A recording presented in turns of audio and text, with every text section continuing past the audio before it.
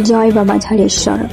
শ্রাবণ সংক্রান্তিতে বাবা ঝাড়েশ্বরের মন্দিরে শ্রাবণ সংক্রান্তি উপলক্ষে চলে গিয়েছিলাম কানাসোলের বাবা ঝাড়েশ্বরের মন্দিরে।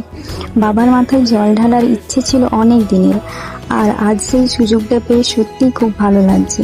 মন্দিরের উদ্দেশ্যে রওনা হওয়ার পর থেকে রাস্তার দুপাশে শুধু বাবার ভক্ত আর ভক্ত। এত মানুষের ভিড় দেখতে পাবো সত্যি বলতে আমি কোনোদিন ভাবিনি। কেউ বৃষ্টিতে ভিজতে ভিজতে, কেউ আবার কাদা রাস্তা পেরিয়ে সবাই একসঙ্গে বাবার মাথায় জল ঢালার উদ্দেশ্যে এগিয়ে চলেছেন।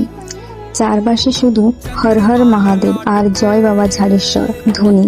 আমি যেতে যেতে ভাবছিলাম রাস্তাতেই যদি এত ভক্তের ভিড় হয় তাহলে না জানি বাবার মন্দিরের ভিতরে কত মানুষের ভিড় অপেক্ষা করছে।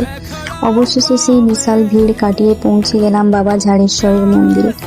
এটাই ছিল বাবা ঝাড়েশ্বরের মন্দিরে আমার প্রথমবার জল ঢালতে আসা। সত্যি বলতে আমি একদমই ভাবিনি এত সংখ্যায় ভক্ত এখানে আসবেন। বৃষ্টি পড়ছে, রাস্তার মধ্যে কাদা, তারপরও বাবার প্রতি ভক্তের এই ভালোবাসা আর টান দেখে সত্যি অবাক হয়ে গিয়েছিলাম।